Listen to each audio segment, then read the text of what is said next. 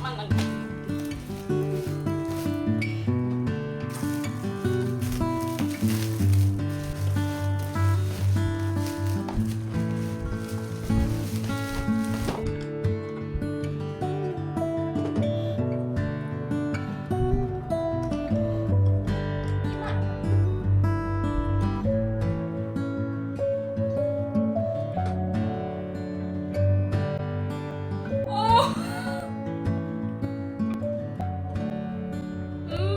Jadi terang banget sih, cuman aku takutnya kalau kelamaan aku bakalan gerah karena lampu itu kan bikin agak panas enggak sih ini mumpung kipas anginku masih nyala, jadi ini mungkin suaranya akan tetap bising sih. Cuman ya udahlah ya, ini kan cuma percobaan, terus aku mau coba ngerekam pakai ini, semoga hasilnya lumayan better daripada yang biasanya aku dapatkan dari kamera ini. So let's see apakah ini bakalan bagus. Sepertinya ini masih di movie. Terang sih. Let me try. Posisinya aku mau posisikannya di depan kamera. Kayaknya agak kurang tinggi.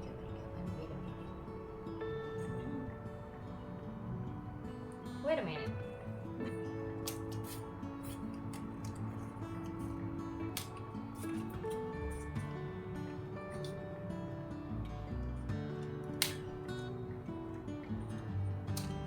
Terang banget gila. Kalian lihat gak sih kalau bekas jerawatku itu? Banyak. Ih, wow.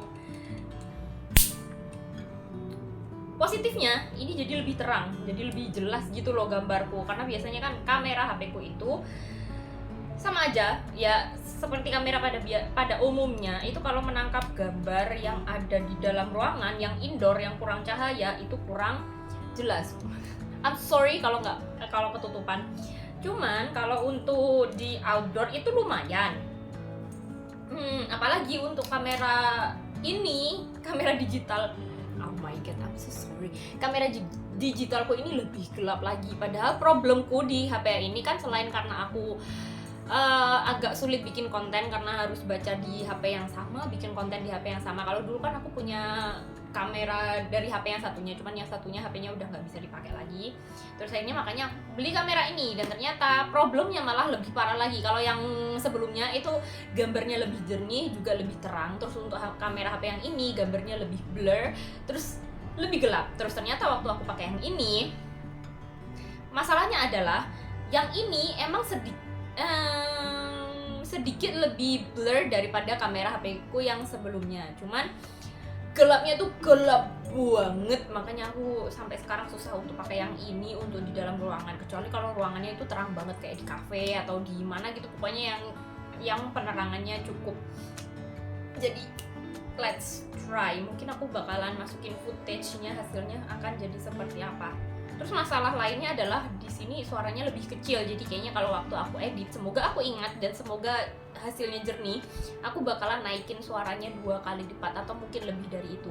Kalau dari kamera HP yang ini, audionya lebih jelas, cuman seringkali ada kayak miss gitu loh, nggak sesuai sama gambarnya. Jadi ya seperti itulah problem kehidupanku waktu aku bikin konten ini. Nggak tahu aku bakalan masukin footage atau enggak karena udah panjang banget. Let's try. Ini semoga kayaknya nggak cukup data. Ini sebenarnya bisa sih. Bisa sih. Aku nggak tahu harus ngeliat kemana sebenarnya. Ini ngetes lagi. Ini kalau aku agak lebih jauh, mungkin aku bakalan ngetes pakai warna yang berbeda. Kalau yang ini kayaknya warnanya putih ya, atau warna hangat. Pokoknya ini satu warna. Terus yang ini lebih redup kayak dingin atau cold ya, something like that. Kayaknya ini kurang terang gak sih? Terus kalau yang ini warna yang hangat. Tapi kalau pakai warna yang hangat kayaknya kamera ini udah cukup menangkap warna-warna di kamarku itu terlalu gelap. Jadi mungkin aku tetap pakai yang ini aja. So What do you think? Oh my god, I need to talk. Hi, welcome to New Trading Journey. Aku nggak bisa ngomong terlalu kencang. Ini sebenarnya belum terlalu malam. Ini baru sekitar jam berapa ya? Jam 9, kelihatan nggak sih? Jam 9:04. Cuman aku udah ngantuk banget. Padahal sebenarnya aku pengen banget nggak menyelesaikan sih. Aku pengen banget untuk baca sejauh mungkin novel yang sedang aku proses sekarang, yang judulnya adalah All the Light We Cannot See. Karena ini beneran ceritanya menarik banget bagiku, cuman mataku itu gak kuat banget. Terus aku juga ngerasa kalau aku belum bikin pembukaan untuk novel ini, dan aku sekarang BTW udah sampai sejauh ini. Masih jauh banget dari kata selesai sebenarnya, cuman ini udah lumayan progres yang lumayan banyak menurutku untuk bacaan yang untuk novel yang baru aku baca. Itu sebenarnya baru fokus baca itu dari kemarin, dan ini udah sampai ke halaman 110. Dan ini novelnya emang tebel banget, makanya aku perlu untuk baca secepat mungkin, sebanyak mungkin, sefokus mungkin untuk membaca novel ini biar aku bisa segera menyelesaikan ini sebelum aku waktunya ngembaliin novel ini sama novel yang satunya. Terus karena aku ngerasa waktunya kayaknya nggak cukup gitu loh untuk aku baca 2 novel. Kayaknya emang bener-bener aku dalam waktu 1 minggu ini harus membaca ini aja, udah nggak boleh ke distract sama yang lain-lainnya, karena ini emang bener-bener menarik bagiku. Terus sebenarnya aku nyalain kamera ini selain karena aku berpikir bahwa aku belum bikin pembukaan untuk novel ini, aku juga mau ngecek hasil dari kameraku sama lightingku yang baru ini, dan semoga oke. Jadi untuk selanjutnya aku bakalan lebih sering pakai kamera yang ini daripada aku pakai kamera dari HP, karena emang aku kasihan banget sama HP ku yang kerja keras untuk segala hal. Jadi gitu aja, aku mau lanjut baca mungkin sedikit lagi, kayaknya 15 menit lagi sebelum aku tidur.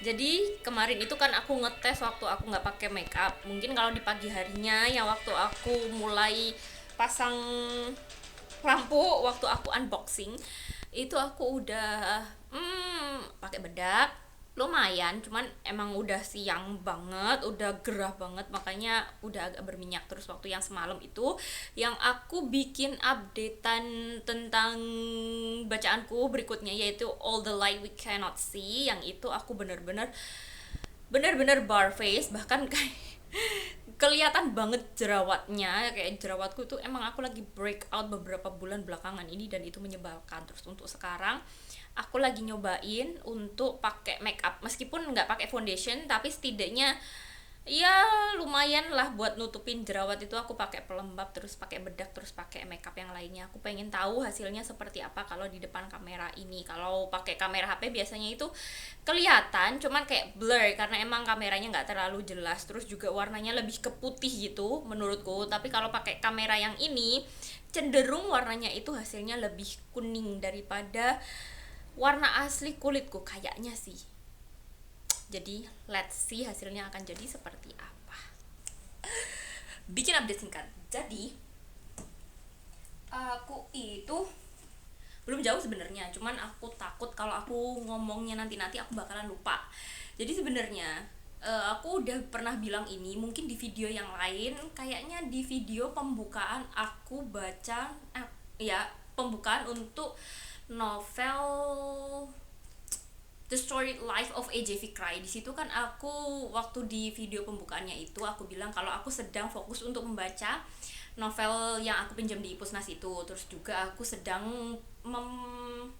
pinjam 2 novel dari Perpus Bung Karno, yaitu yang salah satunya All the Light We Cannot See yang sekarang ini sedang aku proses baca. Terus yang satunya juga ada novel dari India. Kayaknya aku udah bilang di situ, kalau nggak salah itu udah aku upload juga tapi belum publish karena publishnya itu masih hari Jumat besok.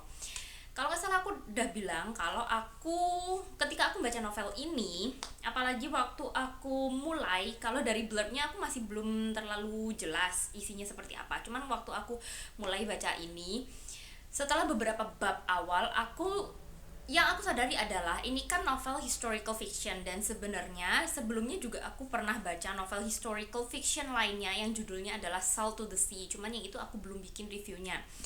Nah, kenapa aku mention itu lagi? Karena aku ngerasa kalau novel ini sama Salt to the Sea itu mirip banget bagiku. Yang nulis beda sih sebenarnya, cuman aku ngerasa bener-bener ini mengingatkanku sama Salt to the Sea karena terutama settingnya itu mirip banget, karena keduanya sama-sama historical fiction, dan itu settingnya terjadinya di masa Perang Dunia Kedua, ketika itu Jerman lagi berkuasa banget. Kalau yang di Salt to the Sea itu waktu Jerman udah mulai runtuh, mulai mengalami kekalahan, yaitu di sekitar tahun 1945. Kalau di masa itu kan Jerman mulai kalah kan. Terus settingnya, selain setting waktunya, terjadinya juga di Jerman dan di Polandia kalau yang Salt to the Sea. Sedangkan novel yang ini terjadinya setting utamanya. Kenapa aku bilang setting utama? Setting waktu utamanya itu di tahun 1944, di mana Jerman itu sedang menyerang Prancis. Kenapa aku bilangnya setting utamanya? Karena ternyata di sini itu selain menceritakan kisah dari dua tokoh utamanya yang namanya Marie Laure sama Werner di masa di tahun 1944, itu juga settingnya ada di bagian ketika flashback lagi ke 10 tahun sebelumnya, sebelum terjadinya Perang Dunia Kedua dimulai. Tapi cerita utamanya, inti ceritanya adalah di tahun 1944. Jadi itu mirip gitu loh. Kalau yang di Salt to the Sea itu kan 1945, kalau yang di sini 1944. Kalau di Salt to the Sea setting tempatnya itu adalah di Jerman dan Polandia. Kalau di sini setting utamanya itu ada di Prancis dan Jerman. Makanya aku bilang ini mirip banget. Settingnya, suasananya, waktunya itu mirip. Makanya aku benar-benar mengingat novel itu. Dan ketika aku membaca lebih jauh lagi, ternyata aku menemukan satu kesamaan lainnya, satu kemiripan sih, bukan kesamaan, sama novel Salt to the Sea. Kalau di Salt to the Sea itu ada dua kesamaan. Kalau di Salt to the Sea itu ada 5 tokoh utama, if I'm not mistaken. Wait a minute, aku mau cek dulu. Kalau nggak salah ada 5 tokoh utama, yang 3 cewek dan 2 laki-laki kalau nggak salah. Ini sampai aku pinjem lagi di Ipusnas karena aku lupa ya. Aku takut menyampaikan informasi yang salah. Sebenarnya salah pun juga nggak terlalu masalah sih. Wait a minute, ada Joanna, Florian, Emilia, Alfred. Oh, 4 kah? Emilia, Joanna, Florian, Alfred. Oh, enggak ding, 4 tokoh utama berdasarkan apa yang aku lihat secara cepat di sini ya. Nah, itu cara penulisannya adalah tiap tokoh utamanya itu ditulisnya POV masing-masing. Jadi kayak bab ini POV-nya diambil dari Amelia, terus kemudian bab berikutnya POV-nya diambil dari Alfred, bab berikutnya kayak gitu, pokoknya selang-seling gitu loh antar tokohnya. Terus juga selain antar tokohnya selang-seling, di tiap babnya itu cuma dikit-dikit banget, kayak mungkin antara 2-3 halaman gitu loh, kayak gini. Ini contohnya, ini kalau bab Florian ini diceritakan cuma ada 2 halaman. Terus habis itu ganti lagi ke Emilia, ini bahkan cuma 1 halaman lebih dikit, dan itu cara menulisnya seperti itu gitu loh, selang-seling antar tokoh utamanya. Terus kalau di novel ini pun juga kan ada 2 tokoh utama, yang satu adalah Marie Laure yang dia itu adalah gadis Prancis, terus sama Werner yang dia itu adalah remaja laki-laki dari Jerman. Ini ditulisnya juga selang-seling gitu loh antara Marie sama Werner. Terus juga tiap babnya, tiap POV-nya yang diambil ceritanya itu juga singkat-singkat seperti yang di Salt to the Sea, cuman emang agak lebih panjang, cuman nggak panjang-panjang banget gitu loh ceritanya. Jadi kayak selang-seling antara Marie sama Werner itu seperti itu. Cara penulisannya mirip. Terus juga aku menemukan tokoh yang di kedua novel ini mirip, meskipun di novel yang di Salt to the Sea itu bukan jadi tokoh utama. Yang aku ingat adalah di Salt to the Sea ada salah satu teman dari Joanna itu diceritakan bahwa dia itu adalah seorang perawat muda yang cantik, yang dia itu sangat perhatian, dan dia itu bersama dengan rombongannya, ada salah satu rombongannya itu adalah seorang gadis yang tunanetra, yang si gadis ini dia itu kayak punya kepekaan sendiri gitu loh. dia itu kayak bisa merasakan getaran, bisa mendengarkan suara dengan lebih jelas, terus juga bisa merasakan kebohongan dari orang lain ketika orang lain itu sedang bicara. Dan di sini tokohnya yang aku temukan di sini ada juga tokoh seorang gadis yang dia itu tunanetra juga. Malah di sini jadi tokoh utamanya yang Marie Laure ini ternyata dia adalah seorang gadis yang tunanetra. Nggak dari lahir dia tunanetra, cuman dia ketika umur 6 tahun sebelum terjadinya Perang Dunia Kedua itu ternyata dia kena glaukoma turunan dan itu membuat dia pada akhirnya tidak bisa melihat lagi. Dan ini di sini diceritakan juga bahwa Marie ini punya kepekaan gitu loh. Dia itu bisa apa ya, bisa mencium sesuatu yang jauh, mendengarkan sesuatu yang jauh, seperti yang ada di tokoh yang di Salto the Sea itu pun juga sama seperti itu. Jadi kepekaannya meskipun dia tidak bisa melihat, kepekaan indera yang lain itu, bahkan indera perasanya itu juga jadi lebih peka daripada orang pada umumnya. Jadi aku ngerasa oh mirip ya, settingnya mirip, suasananya mirip. Jadi aku kayak merasakan bahwa ini kalau aku bayangkan di dalam kepala aku adalah ini terjadi di dalam satu universe yang sama, meskipun yang nulis beda, tapi ini aku membayangkan di satu universe yang sama yang benar-benar terjadi di tahun di masa 1940-an. Kalau yang di situ terjadinya kalau di Salto the Sea terjadinya di daerah Polandia sama Jerman, kalau yang ini terjadinya di tempat yang lain. Jadi aku kayak membayangkan bahwa ini terjadi di waktu yang bersamaan, cuman emang diambil ceritanya dari sisi yang berbeda gitu loh, antara Salto the Sea sama All the Light We Cannot See. Jadi kayak gitu-gitu rasanya aku bener-bener mengingat novel yang Salto the Sea, meskipun sampai sekarang aku belum bikin review akhirnya untuk Salto the Sea. Jadi semoga selama proses aku membaca novel ini yang kayaknya butuh waktu yang cukup lama karena novelnya tebal banget, daripada Salto the Sea itu nggak sampai 500-an halaman, kayaknya cuma sekitar 300 mentok if I'm not mistaken. Semoga selama proses aku membaca novel ini aku ada cukup waktu untuk membahas Salto the Sea. Jadi ketika aku upload untuk review yang novel ini, aku juga bakalan upload Salto the Sea sekalian, atau tidak lama berselang gitu loh, biar kayak nggak jauh banget waktunya aku upload. Jadi kalian bisa membandingkan waktu aku mereview itu. Jadi ya kayak gitu sih. Iya, ngerti nggak sih maksudku?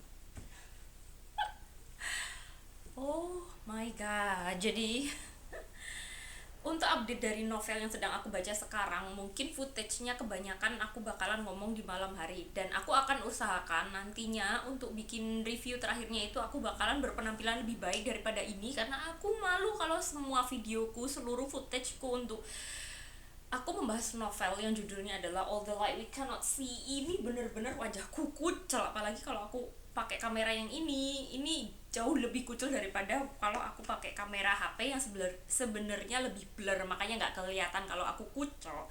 Jadi seperti itu. Untuk sekarang sebenarnya aku udah baca lumayan jauh sebenarnya, karena sekarang itu aku udah baca sampai ke halaman 314, dan ini tuh hitungannya kalau berdasarkan jumlah halamannya itu lumayan banyak untukku sebagai orang yang bacanya itu cukup lambat.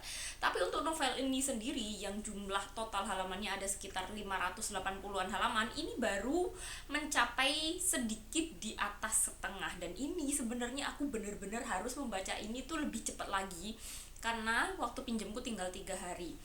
Cuman karena memang ada beberapa hal yang harus aku lakukan dan aku beberapa kali keluar juga, makanya aku nggak bisa bener-bener bisa ngebut gitu loh untuk membacanya. Apalagi beberapa hari yang lalu, kemarin itu sebenarnya aku itu ada keperluan untuk keluar, dan waktu itu sebenarnya aku bawa buku ini sih. Aku kan bawa ransel, biasanya aku bawa buku-bukuku juga, cuman aku ngerasa waktu itu aku nggak ngerasa cukup tenang, cukup enak tempatnya untuk aku bisa ngeluarin buku ini dan membaca gitu loh di ruang publik seperti itu. Makanya waktu kemarin meskipun aku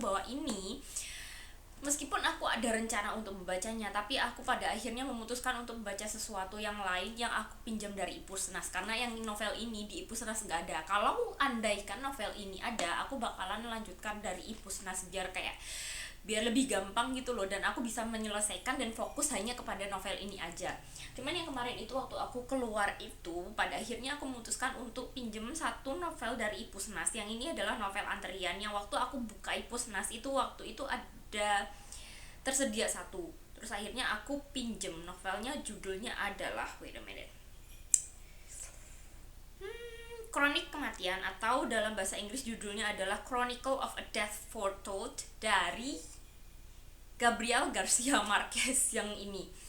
Bentar, aku kasih tahu covernya. Covernya seperti ini, dan ini aku udah mulai baca, cuman belum terlalu jauh. Tapi aku ngerasa kayaknya setelah novel ini, daripada aku membahas novel yang aku pinjam juga dari Perpus Bung Karno, yang aku ngerasa kayaknya aku nggak ada cukup waktu untuk membaca itu, kayaknya aku bakalan melanjutkan untuk baca yang ini aja. Karena toh ini pun juga novelnya nggak terlalu tebel. Ini novelnya ada 126 halaman, itu termasuk halaman cover, halaman belakang. Ya pokoknya kayaknya kalau untuk isi novelnya sendiri atau ceritanya sendiri mungkin sekitar 120-an halaman, dan kayaknya aku bakalan bisa menyelesaikan ini. Harapanku sih seperti itu, karena waktu aku membaca novel ini, yang aku juga udah lupa aku bacanya sampai ke halaman berapa, aku ngerasa kalau aku bandingkan sama novelnya Gabriel Garcia Marquez sebelumnya yang judulnya adalah Sang Jenderal Dalam Labirinnya, aku ngerasa kalau di awal-awal ini aku masih lebih enjoy dan lebih gampang untuk memahami novel ini daripada yang aku baca sebelumnya. Jadi seperti itu aja untuk update bacaanku, karena aku harus segera menyelesaikan untuk membaca novel ini. Aku bakalan tutup dan lanjut untuk membaca sebelum aku tidur. Sekarang BTW udah jam 9 lebih sedikit. Aku biasanya baca itu sampai sekitaran jam 10, jam setengah 11 itu maksimal. Meskipun aku setelah itu nggak langsung tidur, tapi aku kayak udah terlalu capek dan malas untuk membaca. Jadi seperti itu, aku bakalan lanjut untuk membaca. Next day, dan novelku belum selesai, jadi aku mau melanjutkan ini. BTW malam lagi, karena memang dari pagi aku belum ada kesempatan untuk bikin update apapun dan gak ada moodnya juga. Jadi sekarang aku mau lanjut baca, semoga bisa selesai tepat waktu. Jadi aku udah sampai segini, ini tinggal aku udah sampai segini kurang ini, dan ini aku butuh menyelesaikannya itu dalam waktu 2 hari maksimal, nggak sampai sih, 1,5 hari. Jadi semoga aku bisa menyelesaikannya. Terus ini di sini ada kayak bagian-bagian yang aku tandain. Ini sebenarnya kayak pembagian babnya gitu. Jadi di sini tuh ada, bukan pembagian bab sih, ada pembagian bagian-bagiannya kayak gini. Ini untuk menandai setting waktunya di tahun berapa. Jadi ini dimulai dari 0 itu dimulai di tahun Agustus 1944.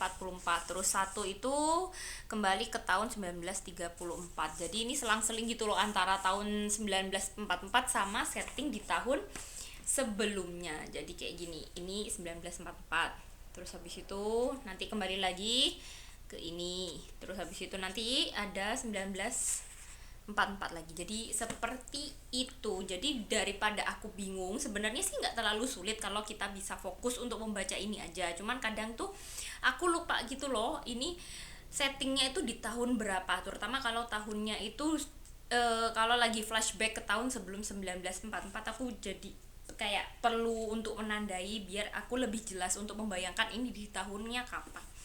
Jadi seperti itu aja sih, aku mau lanjut baca.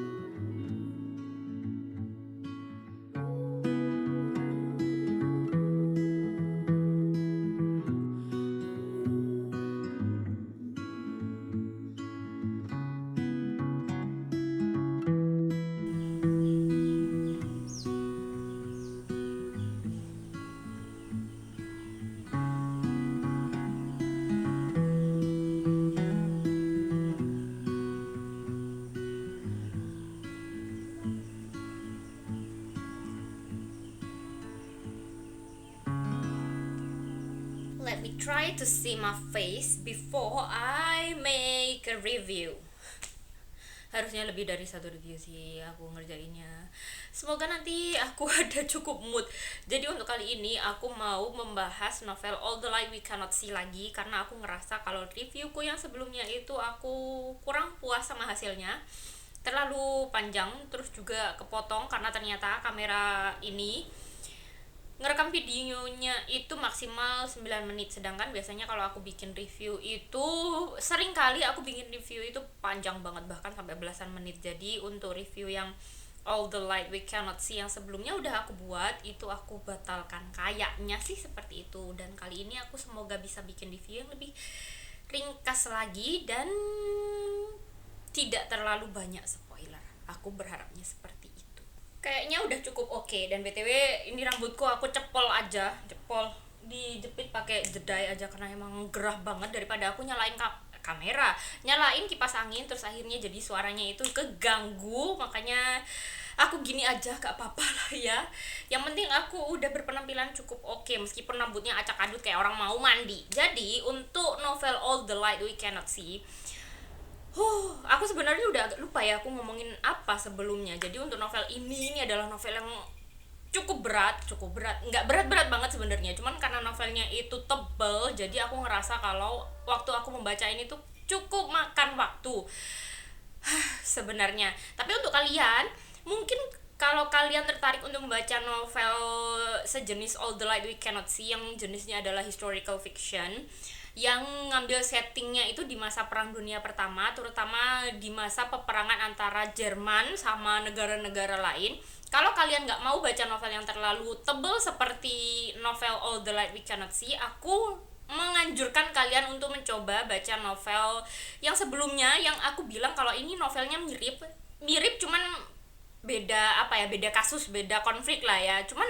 aku ngerasa mirip, settingnya mirip, cara penulisannya mirip, yaitu yang novel judulnya adalah Salt to the Sea. Kalau yang itu novelnya jauh lebih tipis, kayaknya setengahnya. Kalau yang All the Light We Cannot See itu kan hampir 600 kayaknya. Kalau yang satunya itu mungkin sekitar 350-an, sekitar segitu. Jadi untuk novel All the Light We Cannot See aku membahas itu aja.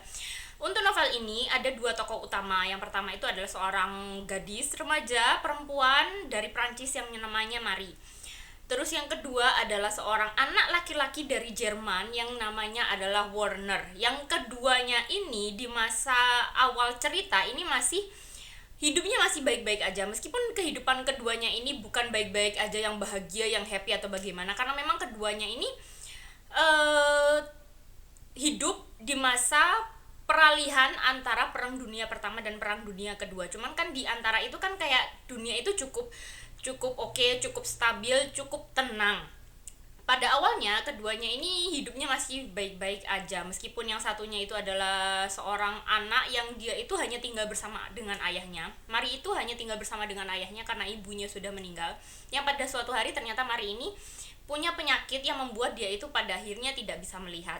Cuman meskipun dia mengalami kebutaan secara tiba-tiba itu, ayahnya itu memberikan semangat kepada Marie yang membuat Marie itu bisa menjalani kehidupan yang aku ngerasa cukup normal. Dan dia itu adalah seorang anak yang cerdas karena ayahnya itu mengajarkan banyak hal biar Marie ini meskipun dia tidak bisa melihat, dia bisa setidaknya hidup dengan cukup normal seperti orang lainnya, karena ayahnya mengajarkan banyak hal, terutama menggunakan memorinya sama menggunakan alat inderanya yang lain selain penglihatan. Jadi Marie ini cerdas gitu loh, dia meskipun dia tidak bisa melihat, dia tidak berpangku tangan, tidak jadi seorang anak yang akhirnya tidak bisa melakukan apa-apa. Marie ini benar-benar cerdas. Itu awal ceritanya. Terus untuk Werner sendiri, dia itu adalah seorang anak laki-laki yang yatim piatu, yang dia itu tinggal di sebuah panti asuhan bersama dengan adiknya. Dan di masa itu, panti asuhan itu benar-benar kayak apa ya?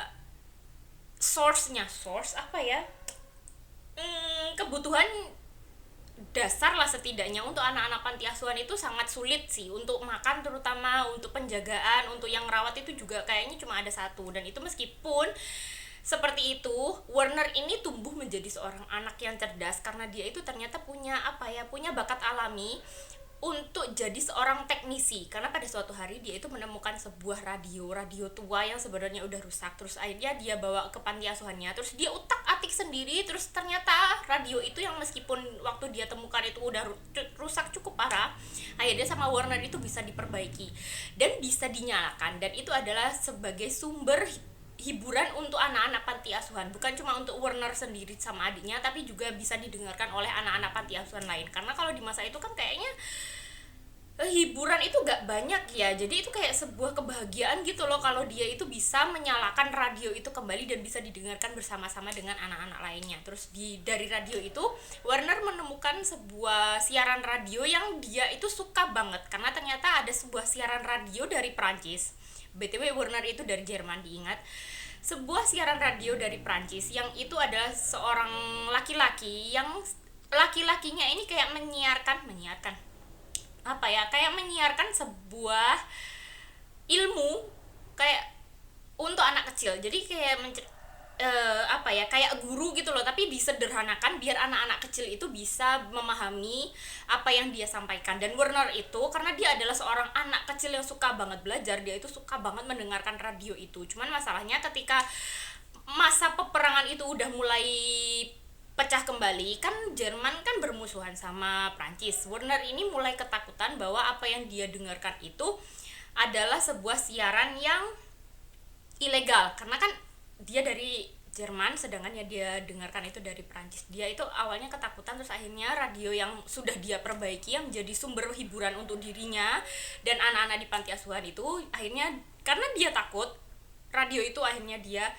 rusak, dia pecahkan, dia pukul-pukul sampai hancur, dan itu membuat dia dan adiknya ini sempat mengalami pertengkaran yang hebat. Karena selain Warner ini menghancurkan radio itu, ternyata Warner ini diterima di sebuah sekolah elit yang isinya adalah selain anak-anak orang kaya yang punya uang, juga diisi sama anak-anak seberbakat Warner. Karena Warner ini kayak semacam dapat beasiswa gitu loh, karena dia adalah seorang anak yang begitu cerdas. Itu awal ceritanya. Yang awal ceritanya itu masih kayak tenang-tenang aja. Terus mereka berdua ini meskipun tinggal di negara yang berbeda itu, mereka mengalami kehidupan yang cukup oke, dan juga mereka saling belajar. Mereka masing-masing belajar dengan cara mereka masing-masing, karena kedua tokoh utama ini adalah anak-anak yang cerdas. Awal ceritanya. Sebenarnya di novel ini ada tiga step cerita sih aku ngerasanya. Di sini step pertama adalah step awal menceritakan kisah kehidupan antara dua orang ini yang mereka masih hidup baik-baik saja di masa peralihan peperangan, di masa kehidupan mereka cukup damai, dan mereka sedang belajar untuk mencari ilmu, mendapatkan bekal untuk kehidupan mereka nantinya. Itu tahap awalnya. Terus tahap keduanya itu adalah tahap nggak terlalu banyak sih sebenarnya. Untuk tahap keduanya ini aku ngerasa itu terjadi ketika peperangan ini hampir meletus, karena di masa-masa persiapan peperangan untuk Perang Dunia Kedua ini, dua orang ini sudah cukup besar, karena awalnya kan mereka diceritakan masih anak-anak gitu loh. Untuk tahap berikutnya itu mereka sudah mulai remaja awal lah. Dan di masa itu aku ngerasa banget ketegangan di kehidupan mereka berdua, meskipun mereka tinggal di negara yang berbeda. Lingkungannya, vibes-nya, semua orang-orang di sekitar mereka itu mulai merasa ketakutan gitu loh. Dan mereka selain ketakutan juga kebingungan, apakah perang ini beneran akan terjadi atau tidak. Terus siapa yang akan menyerang duluan, di mana negara yang akan diserang. Itu mulai mempertanyakan apakah peperangan ini benar-benar akan meletus. Dan pada awalnya mereka merasa bahwa, terutama Mari sih, dia itu kan takut bahwa peperangan ini benar-benar akan meletus, karena dia mendengar rumor bahwa Jerman akan menyerang Prancis, sedangkan dia kan tinggal di Prancis. Terus dia adalah seorang anak yang tunanetra yang meskipun dia sudah belajar banyak hal untuk hidup mandiri, dia itu tetap merasa kekurangan tidak selancar orang lain, tidak selincah orang lain gitu loh kehidupannya, karena kan ada kekurangan. Terus juga ayah dari Mari ini meyakinkan Mari bahwa peperangan ini tidak akan terjadi, bahwa kehidupan akan baik-baik saja, bahwa ayahnya ini akan selalu bersama Mari sampai akhir hayatnya. Tapi tetap aja kan rasanya kayak tegang gitu loh. Terus dia juga mulai merasa bahwa tempat kerja ayahnya ini mulai melakukan suatu hal yang kayak berusaha untuk memindahkan barang-barang berharga. Karena kan ayahnya Mari ini bekerja di sebuah museum, dan ayahnya Mari adalah seorang ahli kunci utama di museum itu. Jadi selama persiapan peperangan itu, meskipun ayah Mari ini berusaha untuk meyakinkan Mari bahwa peperangan itu tidak akan terjadi, Mari ini merasa gitu loh bahwa pekerjaan ayahnya ini semakin lama semakin berat, semakin panjang, dan semakin malam pulangnya, dan itu membuat dia itu tegang, membuat dia itu takut bahwa peperangan ini benar-benar terjadi, membuat dia ini takut bahwa dia akan terpisah dari ayahnya. Sedangkan untuk Warner sendiri di masa persiapan peperangan itu, karena dia adalah anak dari Jerman, dia itu sedang bersekolah di sebuah sekolah elit, di mana di sekolah elit ini bukan hanya mengajarkan Warner ini tentang ilmu pengetahuan, terutama fisika yang benar-benar dia sukai, terutama teknik, terutama elektronik yang benar-benar dia kuasai selama ini. Di sana juga diajarkan tentang bertahan hidup dan menjadi seorang tentara yang baik. Dan Warner ini sebenarnya bukan anak yang bertubuh besar, bukan anak yang tubuhnya kuat, dan karena itu dia itu sering banget ketakutan bahwa dia akan dikeluarkan dari sekolah karena tubuhnya tidak cukup kuat seperti anak-anak lain. Cuman karena kecerdasannya, dan dia adalah anak yang paling cerdas di masa itu, di sekolah itu, akhirnya salah satu guru fisika terutama kalau nggak salah, atau guru elektro ya, aku lupa, pokoknya salah satu gurunya ini benar-benar melindungi dia agar si Warner ini tetap bisa sekolah dan bisa menjadi asisten untuk penelitian si gurunya ini. Dan di masa itu benar-benar dia itu harus kerja keras banget, karena anak-anak muda di sekolah itu dituntut untuk siap berperang kapan saja, dan itu kayak persiapannya mengakibatkan banyak korban jiwa di sekolah itu, termasuk salah satu sahabat dekatnya Warner ini yang pada akhirnya mengalami cedera yang sangat parah yang membuat dia harus keluar dari sekolah. Itu kayak tegang banget gitu loh di sekolah itu. Selain mendapat keperlakuan yang sangat keras dari guru-guru, terutama guru-guru yang mengajarkan tentang kekuatan fisik, juga mereka dapat pembulian dari anak-anak di sekolah, terutama dari kakak tingkat mereka yang berusaha yang merasa bahwa si kakak tingkat ini lebih berkuasa daripada adik-adik tingkat seperti Warner yang berbadan kecil. Itu adalah tahap kedua. Terus untuk tahap ketiga ini terjadi ketika tahun 1944, ya sekitar tahun segitu, ketika Jerman ini menyerang Perancis. Dan ini terjadi, ditulisnya cukup kompleks dan cukup panjang di novel ini, karena memang novel ini setting waktu utamanya itu adalah ketika di masa tahun 1944, di mana waktu itu Mari itu sedang bersembunyi di sebuah kota kecil di pinggir laut kayaknya, di rumah adik kakeknya yang namanya adalah kakek Etienne. Dan kakek Etienne ini adalah dulu adalah mantan tentara Prancis juga di masa peperangan Perang Dunia Pertama. Dan si kakek ini dianggap gila karena setelah terjadinya Perang Dunia Pertama, ketika dia pulang, kakek Etienne ini dia itu kayak mengalami guncangan mental yang membuat kakek Etienne setelah pulang dari perang itu, dia itu gak pernah lagi keluar dari rumah, karena dia itu seringkali mengalami ketakutan gitu loh kalau dia ketemu orang lain. Karena memang di masa perangnya, di waktu Perang Dunia Pertama, kakek Etienne ini kehilangan kakaknya atau si kakeknya Mari yang namanya kakek Henry kalau nggak salah. Dan mereka berdua itu kan jadi tentara Prancis kan. Dan di masa peperangan itu, kakek Etienne itu melihat dengan mata kepalanya sendiri ketika kakaknya atau si Henry ini meninggal di depan matanya karena diserang oleh tentara Jerman. Dan itu yang membuat kakek Etienne ini adalah menjadi seorang yang dianggap gila sama orang lain, karena benar-benar selama 20 tahun setelah pulang dari perang dia itu gak pernah lagi keluar dari rumah. Tapi waktu Mari itu pada akhirnya dia harus bersembunyi di sana yang awalnya bersama dengan ayahnya, dia akhirnya memahami apa yang terjadi kepada kakek Etienne. Yang sebenarnya kakek Etienne ini memang dia itu mengalami guncangan mental, tapi bukan menjadi seperti orang gila yang kayak benar-benar gila dan tidak bisa diajak komunikasi. Kakek Etienne ini ternyata masih cukup normal, meskipun ada waktu-waktu dia itu mengalami serangan kayak anxiety atau apa, aku juga nggak terlalu yakin. Cuman ketika masa normalnya, kakek Etienne ini dia adalah seorang yang cerdas banget, karena memang kakek Etienne bersama dengan kakaknya atau kakek Henry itu sebenarnya adalah dua orang yang dari keluarga kaya dan mereka adalah orang yang cerdas. Dan sebelum terjadinya Perang Dunia Pertama sebelum mereka menjadi tentara Prancis di masa Perang Dunia Pertama, mereka itu adalah dua orang anak yang benar-benar suka banget belajar, dan mereka itu kayak membuat sebuah siaran radio sendiri di rumahnya. Di loteng rumahnya itu kayak ada semacam